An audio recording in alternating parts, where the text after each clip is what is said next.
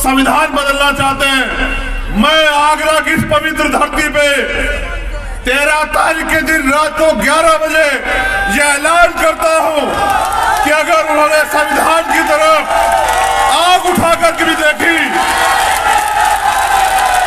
इसके परिणाम आरएसएस और भाजपा के लिए इतने हानिकारक होंगे कि दुनिया के इतिहास में कभी ऐसे हानिकारक परिणाम नहीं हुए होंगे।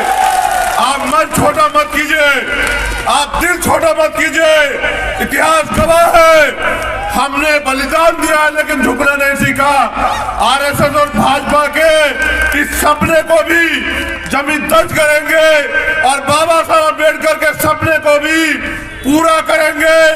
इस देश में दोबारा से मूल निवासियों का, बहुजनों का राज आएगा और उसके लिए जो कीमत चुकानी पड़ेगी, जो बलिदान देना पड़ेगा, उसके लिए हम तैयार हैं। मैं फिर कह रहा हूं, जोश के साथ होश की भी जरूरत है। साथियों, तोता फिर आज आपसे कुछ कह रहा है।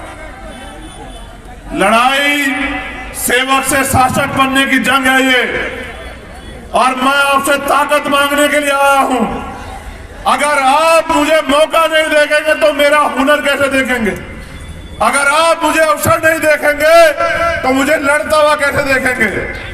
मैं आज 13 अप्रैल की इस रात में जहां आप बाबा साहब को नमन करने के लिए आए हैं, मैं आपका खून होने के नाते, इस समाज का बेटा होने के नाते, एक गरीब परिवार से संघर्ष की लड़ाई को जो लड़ने के लिए आने मेरी इच्छा थी और मैं आया हूं। मैं बस आपसे एक कहना चाहता हूं कि हालात सामान्य नहीं, इन हालातों में हमें एक दूसरे की जरूरत है। इन हालातों में हमें एकजुट होने की जरूरत है। इन हालातों में हमें अपनी ताकत बनाने की जरूरत है और इन हालातों में हमें दुश्मन को संदेश देने की जरूरत है कि वो अपनी औकात में रहे। वो ये ना भूले कि ये डॉक्टर बाबा साहब अम्बेडकर का देश है, ये मानवतावादी सोच का देश है। वो अपने गलत इरादों को भूल जाए। हमें मान सम्मान का जीवन जीने का अवसर अगर कहीं से मिला है तो संविधान से मिला है। हम जानवरों जैसा जीवन जीते थे, आज हमें समान अवसर मिले हैं। क्या आप चाहते हैं समान अवसर खत्म हो जाए?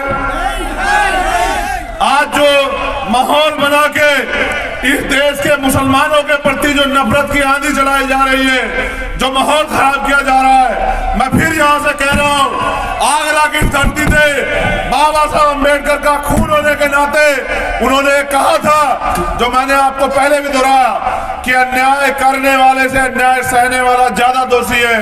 मैं फिर यहां से भी कह रहा हूं धरती से इस देश के मुस्लिम समाज के भाइयों के लिए कि वो घबराए ना, वो कमजोर ना माने। पूरा अम्बेडकर वादी उनके साथ खड़ा है। इस सरकार की दरे भी हिला देंगे, ईंट से ईंट बजा देंगे। आप मेरी जिंदाबाद करने के बजाय मुझे लड़ने की ताकत दीजिए और अपने हौसले बुलंद रखिए। इस देश में संविधान है और जब तक संविधान है कोई आपके मान सम्मान के साथ खिलवाड़ नहीं कर सकता। जो करेगा संविधान के अनुसार जो उसको सजा वो मिलेगी। मेरा एकमात्र लक्ष्य ये है, बहुत सारे तोते आएंगे, अपनी अपनी जिम्मेदारी अदा करेंगे। मुझे मेरी जिम्मेदारी समझ आ गई, मैं अपनी जिम्मेदारी अदा कर रहा हूं और मैं चाहता हूं कि जीते जी इस देश की सर्वोच्च कुर्सी पे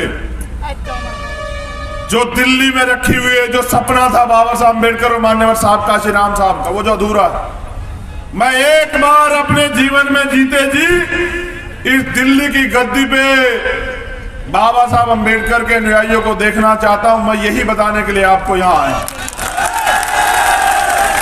मैं जीती जिंदगी खुली आंखों से जो सपना हमने देखा है कि बाबा साहब ने जो रोते हुए कहा था आगरा में कि मुझे मेरे पढ़े लिखे लोगों ने धोखा दिया, मैं बाबा साहब का जो अधूरा सपना है आप सबके सामने इस बात की गवाही दे रहा हूं कि उस सपने को पूरा करने के लिए अपने लहू का एक कतरा जो है इस आंदोलन में समर्पित करने के लिए तैयार हूं।